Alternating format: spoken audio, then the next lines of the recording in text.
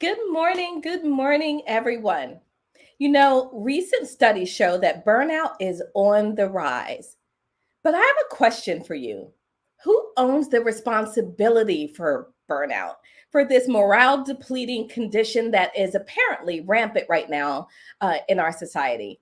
Who owns the responsibility for it? Today on the Coffee with Rhonda Show, we are going to shine a spotlight on burnout as we learn to lead above the grind.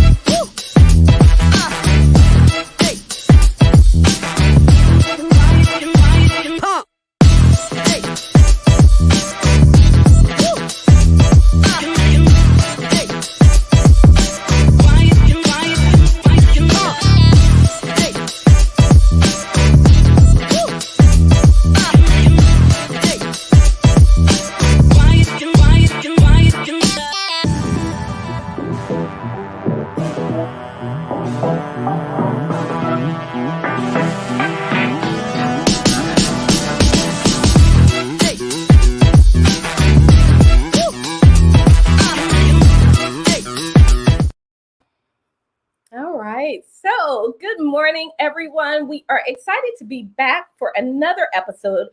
Welcome to the Coffee with Rhonda Show. And this is your cup full of inspiration, revelation, and wit for today's savvy leader. So, today is episode 58, and we will be shining the spotlight on burnout.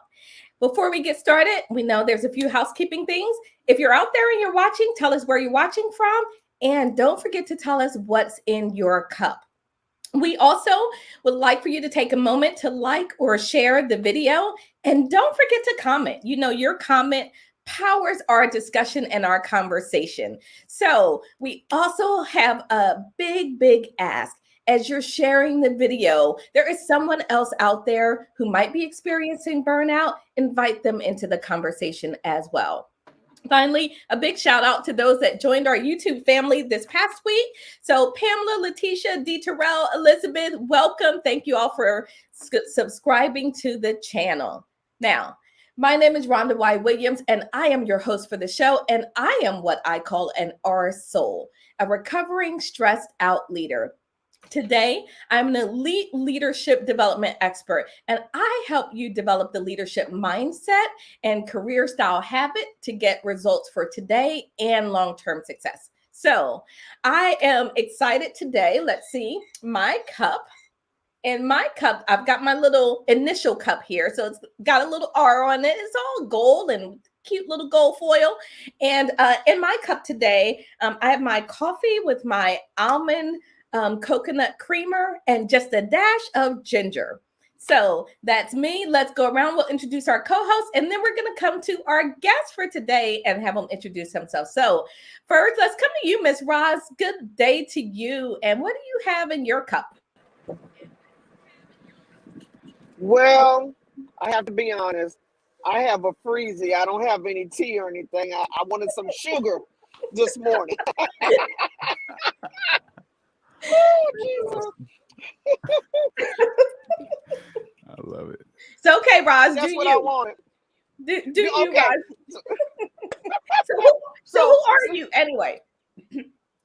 For those of you who don't know it, I don't know why you don't, but anyway, I'm Roz Jones, the CEO and owner of Jacksonville's Best Caregivers, where we help expand the life of your loved one. Why do I do it? I do it to help the caregiver to reduce the SOS on their journey, which is being stressed, overwhelmed, and providing safety and security. We provide 4 levels of specialized care, consider homemaking companion, home health aide, and certified nursing assistant. Let's say it all together.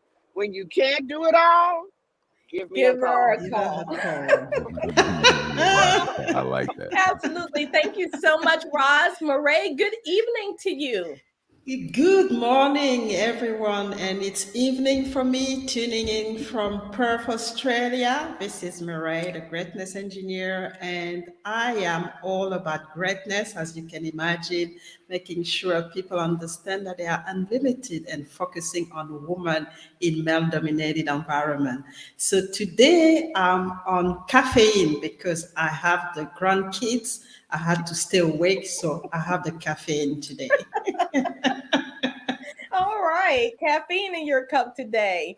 Mhm. Fantastic. All right. So over to you, Nathaniel. Welcome to the show. Tell us a little bit about you and who you are, and then tell us what you have in your cup. Yes, my name is Nathaniel Brown. I am a speaker, co-author, and a coach as well. I like to think of myself as an intuitive life coach, where I listen to the subconscious mind, and then I administer reprogramming factors that help people shift the way they're thinking from the subconscious level. So I'm also a emotional practitioner, where I help people release emotional bonds to subconscious thoughts that run as programs in the background. My style is very inspiring. I'm not as much motivating as I am inspirational, where I like to dig deep. So I'm a well. I consider myself a well of information and a well of tool sets and skill sets that I can help my anyone that encounters me in a way to shift them from where they are to where they want to be. And what's in my cup is I have a mason jar. Okay, and that is spirulina. So that is a photosynthesis built microorganism from the ocean. It's actually 70% natural protein from sunlight, and it has all of the 9 essential amino acids in it. It's also a blood and organ cleanser, and you can use it as a detox as well. So I drank that. I got a little bit of lemon juice in there, and got one of the dry tablets because the raw stuff hadn't shipped yet. So yeah, that's what's in my Oh, cup. wait. I don't know if anybody's ever had spirulina in their cup on the show before. So now I feel like I. No, outside the This show, is yes, not on the show. this is my detox right here. I know that's right. You better detox it. I know that's right. All right. So, Nathaniel, do you buy spirulina that way, or does it take Yeah. 2 hours to put it together in the kitchen? No, actually, you buy it that way. So the company that I got this tablet from is a company called TLC, Total Life Changes. I became a member of it so I can buy the products and get products to my family. But some of the things that they have, it's really good stuff. So I use that when I can't get the raw stuff. Now there's a company in Florida called Raw Living Spirulina. I had an opportunity to meet them and sit through an 85-slide presentation of all the benefits, the science behind it. And I started ordering from them. They harvest it Monday, Tuesday, Wednesday, and then they ship it out at the end of the week. So it's harvested it's fresh every time you get it, and it's sent to you refrigerated. So yeah. Yeah. Wow, very cool. Very cool. All right. So Regina's out there, says, "Good morning. This is Regina in Texas, and I have coffee and homemade limeade in 2 different Mm, cups." Okay, no, Regina. that's right. The 2 different cups, one for each hand, right? That's Uh-huh. all right. All right. So let's get started today. So as we get into our discussion, today we're going to be talking about burnout. And there are some crazy statistics out there showing up about burnout. Particularly, I think we can all sort of understand that we are in the still in the midst of this pandemic. It is not over yet, Mhm. and many industries are experiencing burnout. So I want to share. I want to start. I'm going to save our quote till later, but I want to start by sharing some statistics on burnout. And let's see. Before I share the statistics, let's do this. Let's talk about get some clarity around what burnout is, right? Let's all get on the same page about what burnout is. And there are some official definitions of burnout. And there are the World Health Organization now recognizes burnout as of a couple of years ago as an official diagnosis, right? And I think that's significant. For a while it was just something we talked about, and now they are beginning to officially recognize it. So here they say are the 3 components or facets of burnout.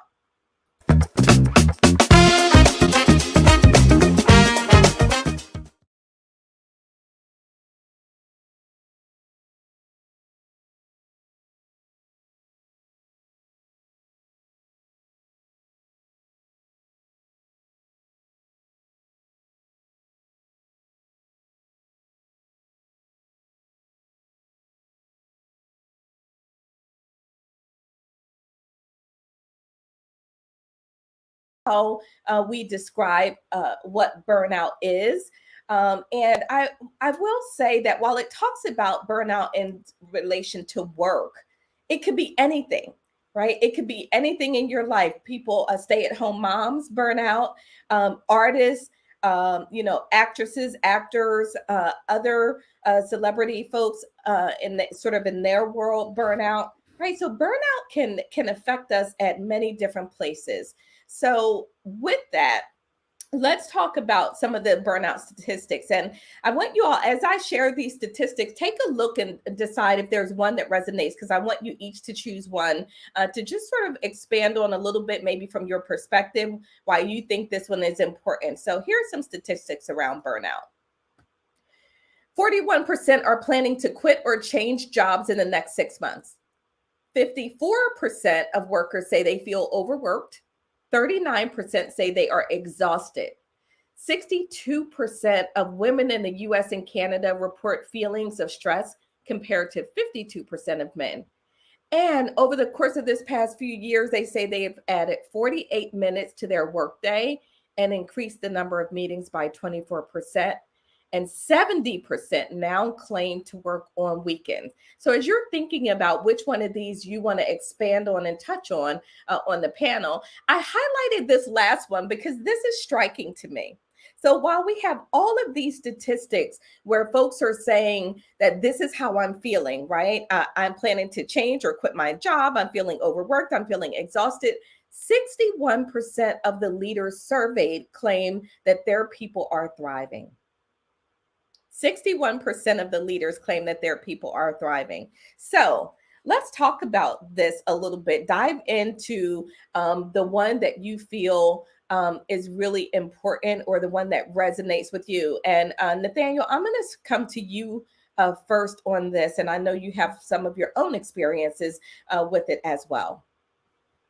Yeah, so I really like number 2 and I think it was number 8 that was highlighted, where you have the dichotomy between the people saying that they're overworked and the leaders' perception that they're thriving.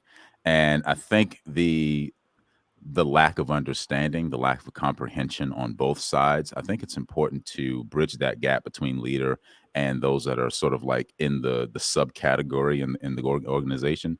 Because what happens is, I've heard this so many times, where a coach or some sort of consultant comes into a company and they start polling the workers first, and you get the truth when the leader is out of the room, because they don't feel like they're going to be smashed on or anything like that. They don't feel like they're going to be, like reprimanded for the fact that they had to tell the truth about how they feel. So you have how someone feels, and then you have the perception of what really is. And the idea is to try to get both parties in the room. I think it's very important that this whole ideology of, okay, the numbers look good, so the people must be doing well among leadership has to dissolve.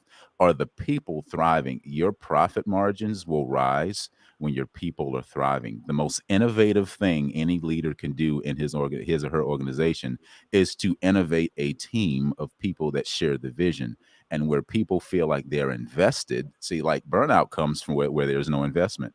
There's no real investment, or there's an oversaturation of investment without a return. So it's like you're giving all this energy, but you're not making any traction and momentum. It's look at a car. When they do a burnout, they're giving it all kinds of fuel. The tread on the tire is rubbing against the asphalt, as it should.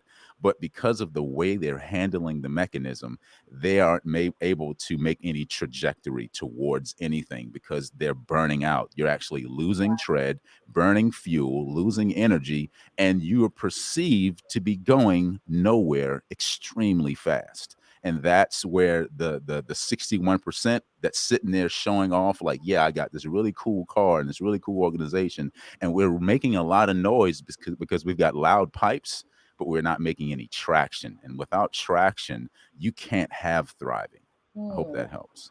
It does. Thank you. Thank you for that. And I love the analogy of the burnout with the car, right? Because it is a little bit like that when you're burning out. I want to acknowledge Shauna. Hey, Shauna, thanks for tuning in. Shauna says the only thing that helps me is exercise and eating right. So when there is a break in those good habits, I'm in trouble. And you alluded to this, Nathaniel, when you were talking about that overinvestment, right? That you are giving it all you've got, and all of a sudden you don't got nothing, right? Because you've given it all away and you don't have a lot more. So, Mireille, let's come to you. Which maybe hold on, Mireille. Let me go to Roz first in case she's got to engage in something.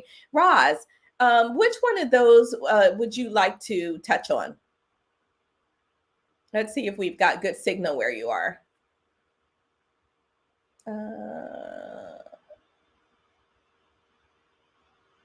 Yeah, I think your signal's a little choppy, Roz. So I'll come back to you, Mireille.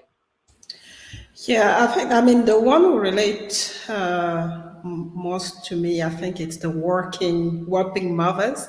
We, as women, and as probably, Rhonda, is we really want to look like we are superwoman. We want to be the best at work. We want to be the best at home, and we end up being completely burnt out. And we really need to prioritize and be okay with not performing in one area, because I think that's the problem. We're not okay to actually underperform, and sometimes you need to underperform in an area to be able to balance yourself and be happy where you are and not get into this burnout zone. And I have struggled with that, especially when I started to have children. I mean, you have to take care of the child at night, and then you have to go to the office, and then working in a male-dominated environment. Sometimes they don't understand that, you have to go through it. So you don't want to show this vulnerability. You still want to compete, and you end up burning out, and it's not helping anybody because you dropped all the balls at work, at home, with the kids, and you lose on all sides. So it's very important to get this priority, but be okay with not being with not delivering to the maximum in every single area in your life. Mireille, I think that what the point that you're making is so important. So there's this external pressure that comes from this sense of guilt or shame, or how others are going to perceive you or judge you as you're not carrying your weight, you're not as a part of the team because you're not working 60 hours or 70 hours like the rest of us, right? So there's that aspect of it also that's so important. And when you're trying to do everything, it's the same like they say with multitasking, right? When we're trying to do absolutely everything at one time, we end up doing nothing effectively at one time. So, but the one that stood out for me is there's two that talks about the additions. We've added 48 hours to our workday, and we've increased the number of meetings. So we're adding this extra stress and pressure in environments that are already tense and a little bit chaotic, or whatever might be going on in the different areas. So we're adding and adding and adding. And at some point, you can only add so much. Healthcare is facing this right now. There are mandates in the United States, and we were talking about this backstage. There are mandates happening in the United States in healthcare where a lot of hospitals are saying all of our people have to be vaccinated because of some of the government regulations, et cetera. Well, large portions of the workforce are pushing back and saying we're not getting vaccinated. And you know what? We're okay with that. We're just going to leave. So now what does that do to those that are remaining behind, right? What is the level of burnout that they are facing? And my question is for the leaders, and I'm going to pose this to Mireille and Nathaniel. What should the leaders be doing right now before we ever get to that burnout stage, right? What should I be doing as a leader, knowing that I'm getting ready to be in a position where my people are going to be overworked and overtasked? Is there anything I can do as a leader right now? Nathaniel? Absolutely. The first thing to do is I'd say the leader needs to check the alignment of the organization. Nothing can move properly without a proper alignment. As a matter of fact, that word is used in the scriptures. I don't know if anybody has ever read the Bible, but I read it from time to time and I use it as a tool. But in Ephesians, it talks about the leadership being positioned in a way, being perfectly joined together to equip the saints, right? That word equip is the word to adjust the bone. It's a Greek terminology that's connected to chiropractic care. It's literally means to, so like what happens is the leadership needs to check the alignment again, reassess. Are you aligning with the goals, the original mission statement of the organization, or where did you veer off? If you get back to that point, and then you can restart again, because all you're doing is building a new house with old principles anyway. But you get back to the alignment. Where are we? Where are we going? And how do I make sure we get there? So those are the main three questions. Again, your GPS systems can't work unless you're willing to be located, right? So the leadership has to locate themselves, not the organization, not the people working, but themselves, because as is the leader, so goes the organization. It goes that way. It doesn't happen any other way. So the leadership has to be innovative. Whoever that person or persons are, they got to be innovative. The most innovative thing they can do is produce a team of people that share that vision. That's where that innovation comes. That's the first product of any leader, a team. Once that happens, when that team is built by the leader first, now you have people who are now invested in productivity. The profit comes with productivity. The productivity comes after innovation, and innovation comes after the leadership has established proper alignment. That's what I call lip syncing, LIPP, lip syncing. Lead, innovate, produce, profit. Wow. So I love what you said, as you know, as the team goes, as the leader goes. And that is important, because I'm going to come back to that point in just a moment. But Mireille, what do you think the leaders should be doing in order to sort of head this off while it's coming?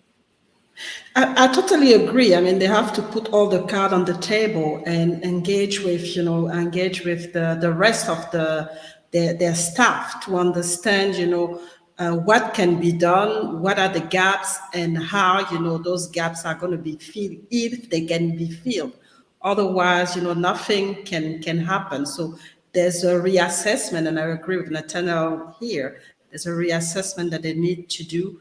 And they probably, from this reassessment, they will have to work differently based on the new goals and the new thing that they can actually achieve with the remaining of the staff that's still in the organization. Otherwise, I mean, if they still want to go for the same goals with less people, it's going to be chaotic, and they're probably going to lose more people. So they really have to engage seriously with their staff to know what can be achieved, what are the limitations, and really put this vision at every single level, so people understand where they have a role to play and what are the limits, so that they can actually follow the vision that is established. And I think that's the only way they can actually have something that can work. I agree. It always goes back to the leader reconnecting with their people, right? And understanding where their people are. And as leaders, the 61% that believed that their team was thriving, is that really accurate? And how did you get there? How did you arrive at that conclusion? Because from my perspective, what I see is leaders have to be willing to have these tough conversations. And as they say in the courtroom, I'm not sure if they say this in the courtroom, but I'm going to say it anyway. Don't ask questions that you don't want the answers to. Oh, yeah. Right. And I think that's what happens with leaders. So we don't ask those hard questions because I don't want the answer, because I don't know what to do with the answer when I get it. So if I say to my team, how are you all doing? And they all freak out on me and say, we're stressed, we're overwhelmed, we're tired, we can't do this anymore. As a leader, I'm thinking, what am I going to do with that? So you know what? I'm just not going to ask that question. I'm going to get everybody a pizza party. Yeah, it's been a busy day. Hey, guys, here's pizza. Thanks for working hard. And I'm going to keep it moving.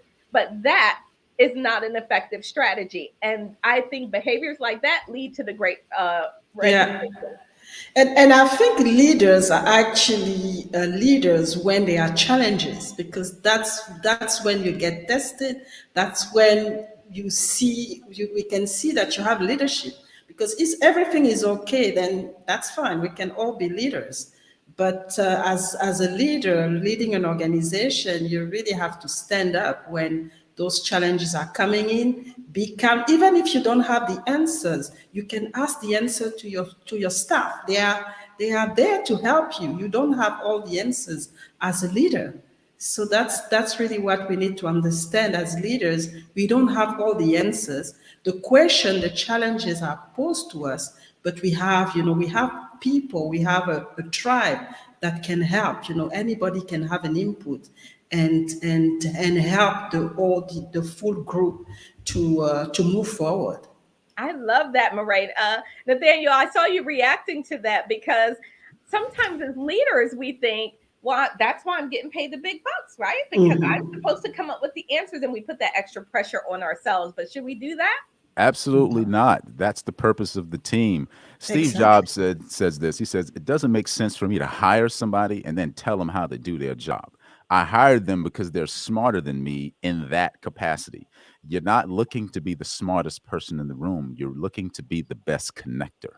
That's what the leader is to be. How do I connect a task with the right individual so that I ensure that this tactical plan of getting this thing done gets done without hesitation, without any distractions? That right there is how you form that tactical plan. And leaders have to be authentic and relatable in order for that to happen. Like you were just saying, that vulnerability is key. I was talking, I did a presentation, or I formed a presentation about how leaders are to serve. And two key factors of service is be authentic and relatable, and be accountable and responsible. And that entails you getting involved, being concerned about what's going on in the lives, not just in the workplace, but in the lives of the people that you're supposed to be leading, because they're bringing that stuff with them. Not everybody is able to subcategorize personal life and business life. Some people, because of the way they're made up emotionally, they carry everything with them. So a leader has to be adept in communication to allow space for these things to happen, for these people to be fully expressed. And when people feel like they have space to express themselves within a confined environment, then they're thriving. That's thriving. Thriving is the ability and the freedom to express without constraint. So she hit it right on the head. Vulnerability is key. Without vulnerability, there's no trust. And without trust, you can go ahead and say goodbye to your organization. It's so interesting. I love where this conversation is going. As I was preparing for this discussion, I came across a quote that said, managers play the biggest role in actually helping to improve worker well-being throughout all levels of organization. The context of the quote was, we were talking about the executive level and then the manager level. And they were actually saying the executive level is important in setting the direction, the vision, etc. However, that manager level, the frontline level that's touching the majority of the staff, is the one. They are the group that will determine the overall wellness of your organization. So I found that to be really, really striking and very powerful. I agree because the manager is the voice, sort of like Aaron to Moses. The manager is the voice of the leadership, and they're in that stead. They're that face, and they can be a buffer for if leaders are a little bit harsh or a little bit, crass, or they're a little rough around the edges, and they're like from the old school, so they say it straight, and they're not as, adept into the way modern day communication has kind of evolved into it's a little bit softer than it was when I was growing up. You might got kicked in the pants from the older gentleman and that you were working with, but you knew that you need to get your act together. Okay, I need to get it together. Well, you can't do that, in an organization. Now you got to be able to talk in a way and communicate in a way that says, hey, I see you, I hear you, you're valuable, and this is what my expectation is while you're here on this team. And that's okay to do that, but it has to be done. You cannot lead without that communication. Without expectations, nothing is getting produced. Yeah, I love that because communication is central, and communication is not just speaking. Communication is listening. Absolutely. Communication is inquiring, not just giving all the answers, not just directing or telling. There's a saying that we use that telling doesn't teach, right? You have to be able to shift gears as a leader. I want to make a distinction because maybe a part of why managers struggle and leaders in general struggle sometimes with burnout is because they don't recognize it in their people. So let's talk about the difference between stress and burnout. I'm going to put this on the screen because when I saw this, I thought to myself, this is a clear differentiate. Some people are thinking, well, of course I'm stressed. It's really busy. And yes, but that kind of stress that you're speaking about isn't the same as burnout. Burnout is a whole different intensity. It's a whole different level, sort of like the difference between a headache and a migraine. For years, I thought that a migraine was just a bad headache. I didn't know any better, right? It was the only thing I had to compare it to. I thought, yeah, I've had bad headaches before. That was terrible until I had my first migraine. When I had my first migraine, I was like, whoa, that was Yeah. next level. That Yeah. was not a headache. Like I thought I was in a fetal position. I didn't even know what was happening to me. So a headache and when we think about burnout, I want people to think the difference between a headache and a migraine, right? It's those very, very different extremes. So take a look at this. Here are some ways that they say that stress is different from burnout. And I thought that this was a great illustration of it. In stress, they say that your emotions tend to be overreactive, where in burnout, your emotions tend to be blunted, almost subdued, like, you know what, I don't have anything else. In stress, they say this is a high energy kind of place. You tend to have this urgency, you're moving about more, you're go, go, go. Burnout is the opposite. It's more listless, it's less active. And there might even be a loss of motivation. There's damage to the emotional side. I mean, there's just a huge difference between stress and burnout. So the question is, are a leader, look at the last one between stress and burnout. It says stress may kill you prematurely. Burnout may make life seem not worth living. Wow.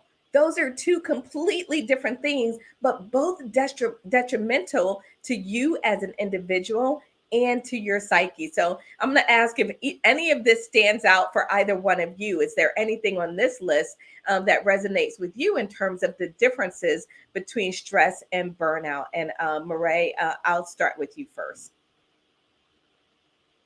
I think the detachment is one that sometimes we don't, we can't really analyze because at least when you're stressed, you express yourself and then people can see the energy and where it goes. But, when you have a detachment, you don't really express yourself, you completely, flat out. People don't really know. I mean, is it burnout? Is it something else? It's really very difficult to interpret. I mean, as far as things are concerned, is it just because you need to take some just look at things differently. So it's really difficult. It's really difficult to get the burnout, except if people are willing to talk about it, because and I think it's still a taboo for a lot of people. They don't want to accept that they are burnout. Because when you reach this point, it's you really need to pay attention to it and address it. And in the context that we live in, where they expect you to always be productive and really go put all your effort, because people glorify actually this productivity to the maximum, and by the time you realize, it's just going to kill you, like what they've put for the stress, and then the burnout will kill you slowly. The stress will kill you straight away, but the burnout will kill you slowly by the time you realize it's too late. And I think that's what is dangerous. It is dangerous. I think you're so right that we have this. There's this expectation that you know what, there's something wrong with you. If you can't handle this, then there's something wrong with you. So, Nathaniel, which one of those stood out for you? I really, wow, all of them were really good because they all hit a external internal factor. Because I'm actually looking at this and I'm seeing into it much deeper. I really like this, but I'd say the overactive emotion and then the blunted emotion. Um, it's about reward. The issue in between, there's an invisible line in between this chart that I'm seeing, and there's a reward factor that's not being met. There's an expectation that's not being met. You're over engaged because you're looking for something back, and when that thing is not given back, then you disengage. You are emotionally overactive because you're putting your emotions in it. That's your energy factor. You're putting that in because you put nothing in that you don't expect something from. Then they're blunted when you don't get the reward. The urgency, the hyperactivity, like I need to get this done. And then when there is no support, there's helplessness and hopelessness. There's a reward factor, the loss of energy, because you've expelled a lot of energy. You've put your foot on the accelerator and your foot on the brake at the same time, and you're just giving it all you've got. And when there is no traction, you get a loss of motivation, loss of ideals, loss of hope. There's no reward, and you've burnt out energy. So now then we have anxiety disorders because you're anxious about something good. That good thing does not happen. Now you're detached and depressed. These are responses to reward factors, and we're attached to having some sort of accolade or some sort of reward to whatever activity we're doing. So everything I'm seeing, all the physical damage, you engage physically, but you're not getting the reward. So now there's emotional damage because physicality and your emotions, they're kind of connected neurologically, right? So something killing you prematurely, and you don't have to be dead to be killed, right? So something kills your dream, kills your hope, kills your aspiration, and then life is no longer worth the living. Again, that's a reward factor. So I'm seeing an invisible line in between all of this, and where there is no reward, burnout is the byproduct of you engaging a stress with an expectation, and then when there's no reward, the internal complications of that need not being met comes to the surface. So burnout comes to the surface where stress sits in the depths. Wow. Burnout comes to the surface where stress sits in the depths. That's deep. Well, and I have a quote that I'm going to show in just a moment that speaks to exactly what you picked up, and that's very astute of you. You picked it up, and this quote is going to speak to it. But first, let me just do a quick commercial. If you're just tuning in, you're watching the Coffee with Rhonda show. If you haven't liked or shared the video yet, or added a comment, we would certainly love to hear your feedback. And then you can always represent by going to pick up some of the new swag that we have available. You can get a Coffee with Rhonda t-shirt, or you can get a I Leave Above the Grind t-shirt. You can pick one of those up and get a chance to win a guest spot on the show. So here is the quote. I was going to share it later, but I think it's really appropriate to share it now. So take a look at this.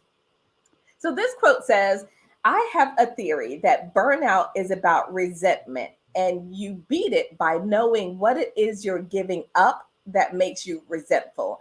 That speaks directly to what you were speaking to. Yes, right? It's crazy. this Wow. resentment because I'm working so hard and I expect, and then when I don't get what I expect, then I feel some type of way about that. Absolutely. All of these folks right now in the midst of the pandemic that are working super hard, long hours, even those working remotely have found that they almost have more stress because there's this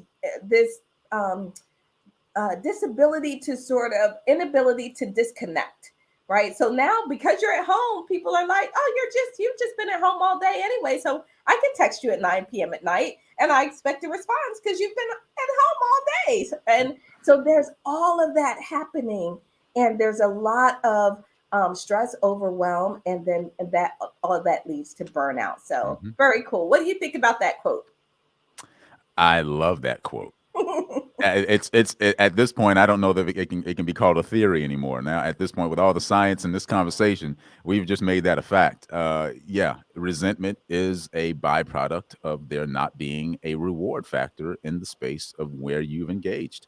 And I think it's important to answer the question. Like I do homeschool, and I partner homeschool with my wife, and she teaches a couple of subjects, and I teach history, math, and science to my little guy. He's 7, so he's in 2nd grade. And we were doing math problems, and I was explaining to him that math is a language. And I said, what you're trying to do when you're solving an equation in math is that you're trying to complete a sentence. And I said, the answer to any problem is a complete sentence. You have to word things in a way that completes the sentence adds to what is actually going on. 2 plus 2 equals blank is not a complete sentence. What completes the sentence is when you put 4 there. And then when you say it, 2 plus 2 is 4, you've just made a complete sentence. So what you're doing is anytime you're solving a problem, you got to break it down to a sentence. Why am I stressed? What am I resenting? What am I afraid of? These are complete sentences that have punctuations on the ends of them, whether they're questions or periods. They must be complete. Otherwise, you can't fully answer, because what stress does is stress and burnout comes in and it causes fragmentations. So you're not saying things completely. You're breathing shallow and your breath is chopped up. So you're not even coming from the deeper wells of what you really need to say. You're not saying what needs to be said. You're not completing the sentence.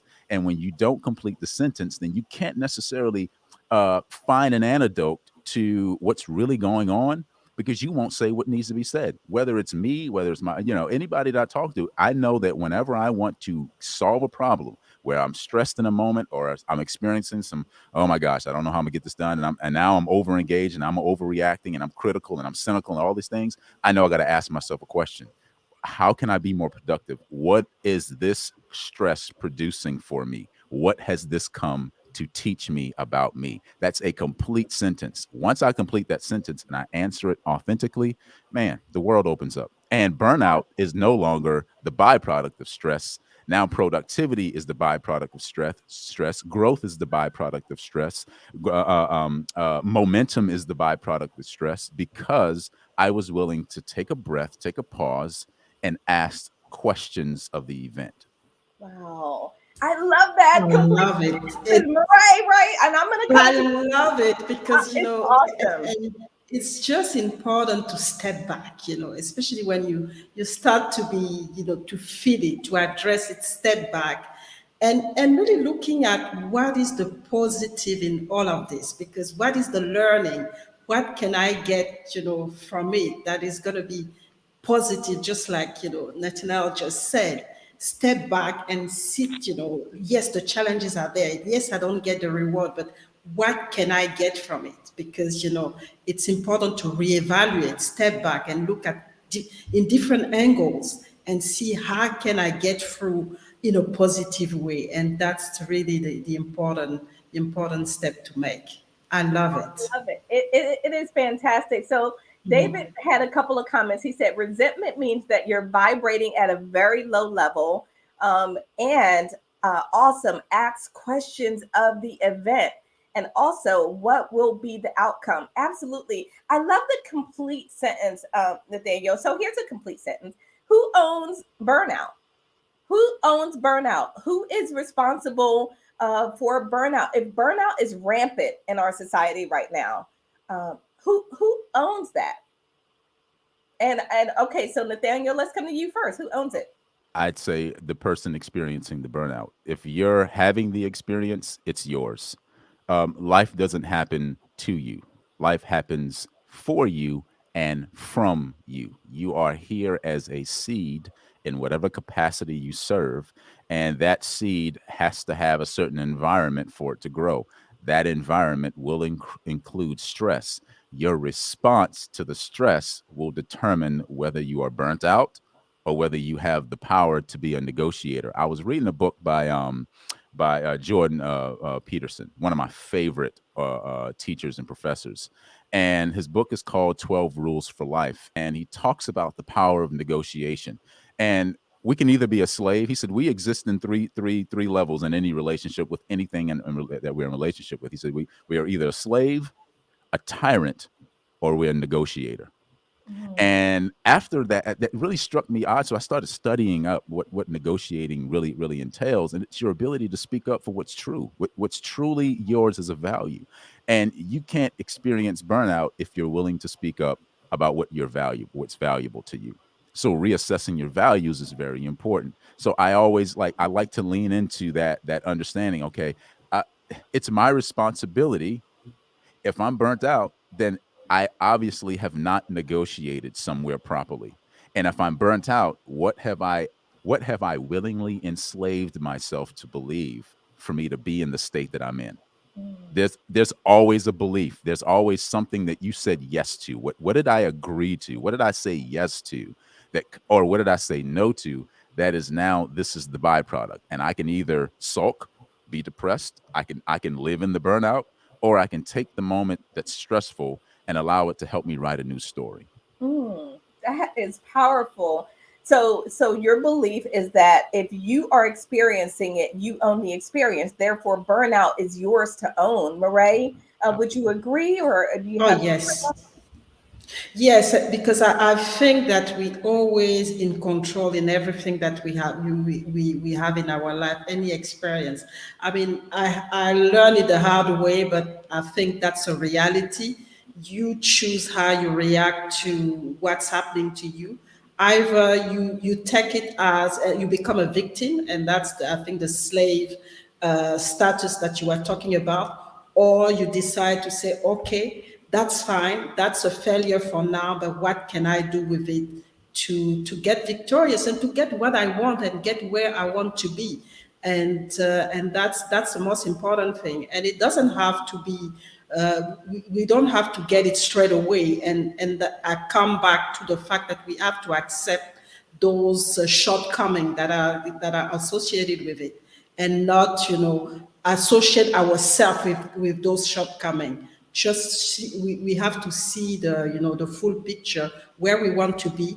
Yes, it might be chaotic in the process, but we shouldn't associate ourselves with the chaos. We should associate ourselves with the end product, and that's going to give us this strength that we need and avoid the burnout. Wow. So you guys, you are both coming from the same place that I believe this deeply, and I've had some disagreements with folks about this who Mhm. believe that burnout is owned by the organization, and that it's partly owned by the individual, but the organization also owns changing systems and processes and making it better for their people. And I completely agree with that. However, I am steadfast in my belief that it is always hashtag it is always you. Right? That's the phrase that I use. Yep. Hashtag it is always you. You Mhm. are in control of your life always. You get to decide if you're going to remain there. You get to decide if you're going to go into your manager's office and say, listen, we need to have a conversation because I don't think I can do this anymore. Right? You get to decide what your values are, what your boundaries are. Hashtag it's always you. My challenge with believing that the organization owns it is now I don't have control. And that is Exactly. never okay with me, right? Absolutely. If I don't Mhm. have control, that means potentially this could never get fixed. Because what if the organization isn't motivated to fix it? Or what if they're not focusing on fixing it? That means you are forever in that victim place. That's not okay with me. I don't coach my Mhm. clients that way. It is hashtag, it is always you. You are making the choice. You're making the choice for your mindset, how you look at it, how you think about it, whether you choose to stay there. And I love what you said, Nathaniel, and how you negotiate it, right? Life is Mhm. a negotiation. It Go sure have is. All the conversations with time. someone. And Mhm. how can you ever be willing to be stuck in your own life? That is not okay with me, right? We're not being stuck in our own life. I'm sorry. Mhm. So if something isn't going And well, it's up to us to adjust. Right? And sometimes, in organization, and I've seen it, some leader, they don't actually know if you don't speak out.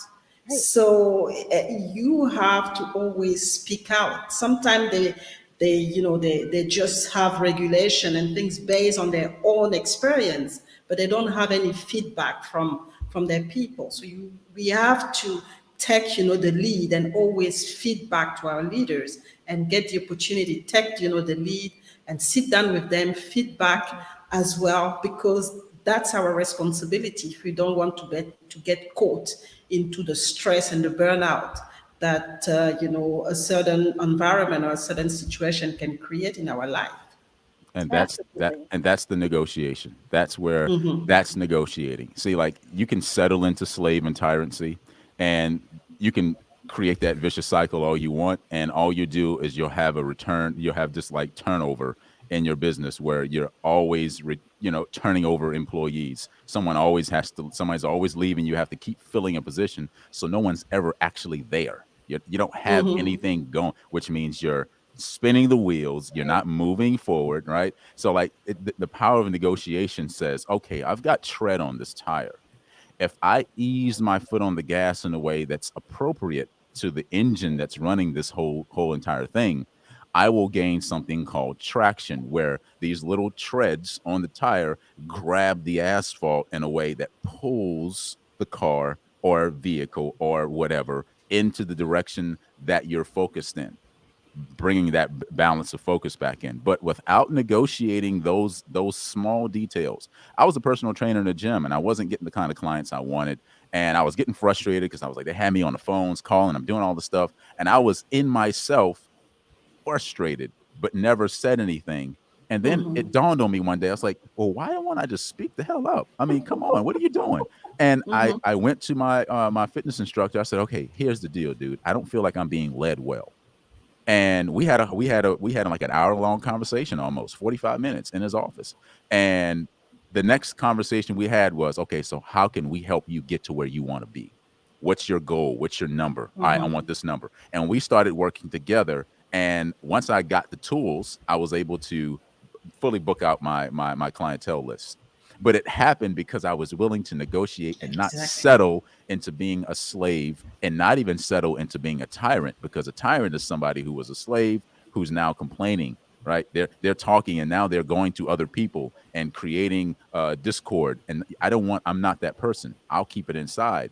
But the more I'm frustrated, the more I keep talking about it in a way that's not harmonious, that means I'm still in control of it. I'm controlling the narrative. It's not happening because I'm not speaking up. And you've got to be willing to speak up. If you're in an organization, if you're in a job, if you're in a relationship, whatever that is, that's not just because you're frustrated. It doesn't mean you need to end it. What needs to happen is a communication needs to be happening, and understanding, some comprehension needs to be on the table, and you need to negotiate what your values are and how you want to engage and how you expect to be engaged with.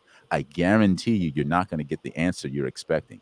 You're not going to get the push away. You're not going to get the door slammed in your face. What you're going to do is you're going to find an inviting human being on the other side of that conversation who, when you express vulnerability, you give them permission to be vulnerable with you. So there's this feedback, like you were talking about, this feedback mechanism. When we say what needs to be said, then we give permission for others to say what needs to be said. So if you're burned out in an organization, you want to talk to your leader, schedule time to talk to your leader. Also be okay with the leader saying what they're not pleased with about your performance, because that vulnerability has to be there. Okay, you're frustrated, and this has caused how you show up, but how you're showing up is now causing an issue in the business. How do we bridge the gap between us, and how do we get you where you want to be so that the company is doing well, you feel like you're thriving and you're prospering and your position here, and you feel like I'm leading you in the right direction. That's amazing. There is so much here, and we've talked about a lot already about, what you can begin to do to negotiate your way out of burnout. But one of the first places I think it has to begin is by you being clear or re-clarifying what your values are. Who are you? What's important to you? If that is not clear, if that boundary is blurred, then going back and clarifying that and saying, I value my time with my family, i.e., when I'm done working at 6 p.m., I'm done, right? I'm done. I'm not dealing with any feelings of guilt because I didn't respond on the emails on the weekends, or I'm not dealing with that because I am clear on my boundaries and my values. So the first thing I advise leaders to do, if you're experiencing burnout, let's go back and take a look at your boundaries. Do you know what they are? Are you honoring your own boundaries? Because others cannot honor boundaries that you do not communicate and that you do not clarify. They can't, right? If you're not clear, they can't assume that. So this is a really good conversation. And I think where I want to go next as we begin to wrap up and close out is I want you each to just give some thoughts on how people can, additional strategies that they can use to navigate their way out of burnout, or to even avoid burnout to begin with. I found some strategies as I was going through this. And so I'll share those now, and then we'll go to we're going to do our cup photo segment.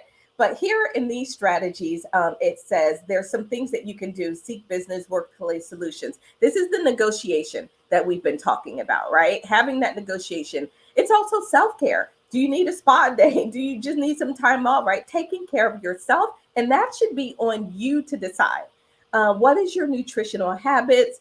Your regular breaks, exercise, seeking balance in your life, i.e., clarifying those boundaries, dealing with your mindset, and then taking time off when you need it, and taking really detaching and taking time away fully. So, those are some of the other strategies, but I want for you all, Mireille and Nathaniel, to come up, just share what you would like folks to take away. But first, let's do our cup. Hold up our cup so I don't forget. Got it. Thank you. And then on the other side of this, we will begin our wrap up. And as you wrap up, just share what are some strategies that you want people to take away if they are experiencing burnout, headed towards burnout. What would you share that they can use immediately going forward? And we'll talk about that on the other side of this.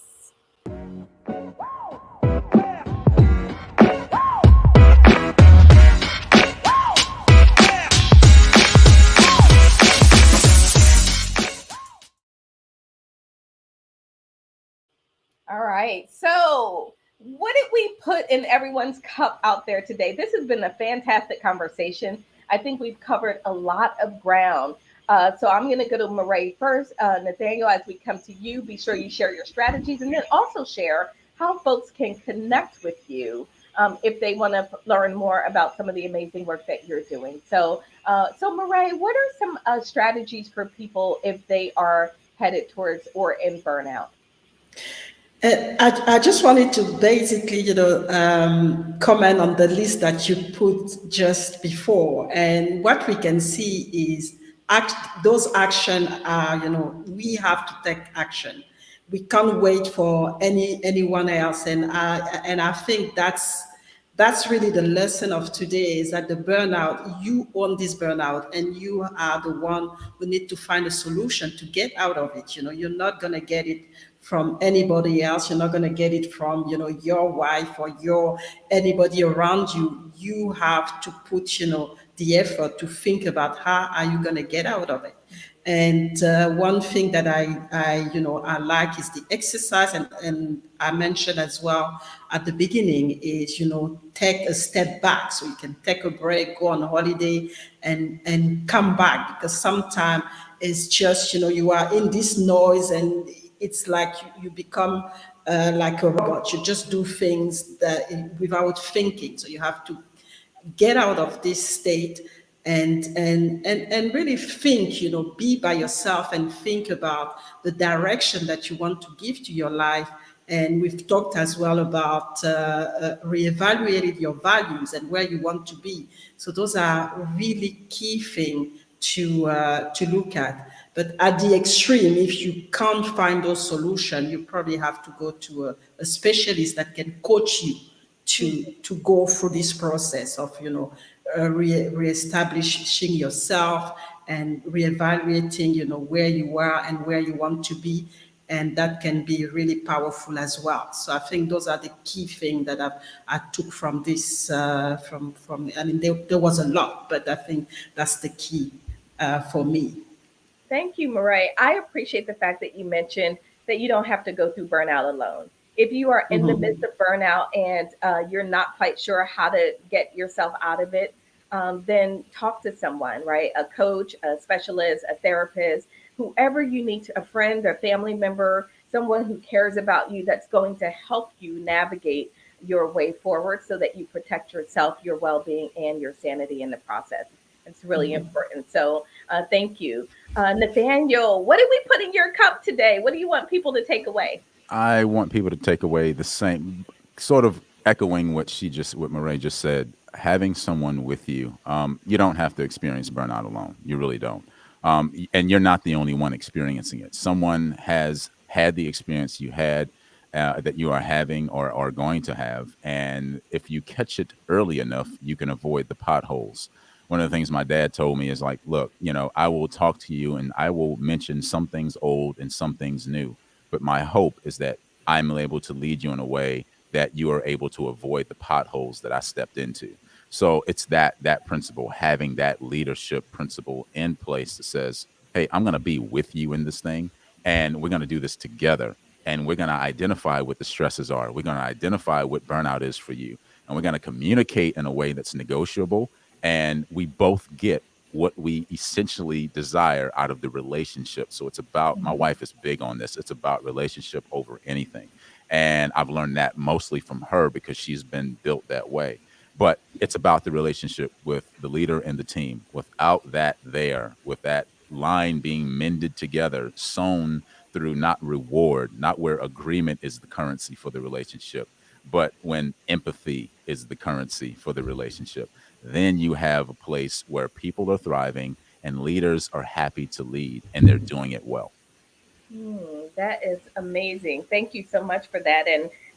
And where leaders are happy to lead. I think I'd be remiss if we don't mention the fact that leaders burn out too. Yeah, So absolutely. while you all are in the process of leading others in your organizations who are burned out, you also have to care for you who could Absolutely. be on the verge of burnout, right? I Absolutely. think that is so important. We frequently talk about what the leaders need to be doing, but it's important that the leaders do what they need to do for them. So Regina said, OMG, this show has been amazing. I will be able to recognize before stress and burnout begins to creep up on me. This is my responsibility. I love all the strategies posted.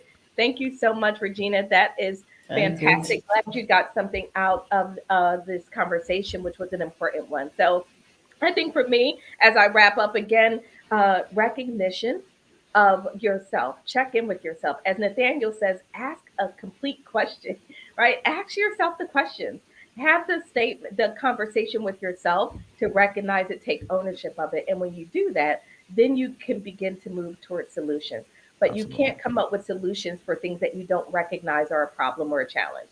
So that's Absolutely. important. So I have thoroughly enjoyed this conversation. Right, as always, this has been amazing. Nathaniel, thank you so much for joining. How can people connect with you? Yes, actually, you can. I started a brand new Instagram page. My old one got hacked, so I just left it to be. So you can catch me on at the real Nathaniel Brown on Instagram. You can also check out my website if you want to connect with me and do a discovery call, anything like that. I do one-on-one coaching or group coaching if you want to do something like that. ThePerspectiveCoach.us. ThePerspectiveCoach.us. You can also type that as after the slashes on LinkedIn. My profile will pull up on LinkedIn as well at linkedin.com/the perspective coach. Awesome. Thank you so much. So, Dr. Carla Rodering is out there watching. Thank you so much. Great and important conversation. Thank you so much for tuning in. Next week, we're going to have sort of a semi part two of this.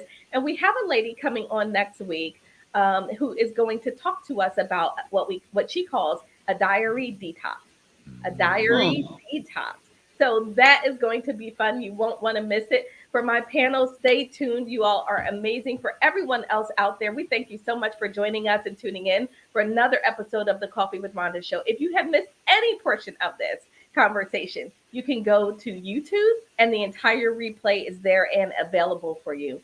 In the meantime, between now and the next time we meet next Saturday, continue to decide, to choose, to be determined to lead above the grind. We'll see you all next week. Thank you so much.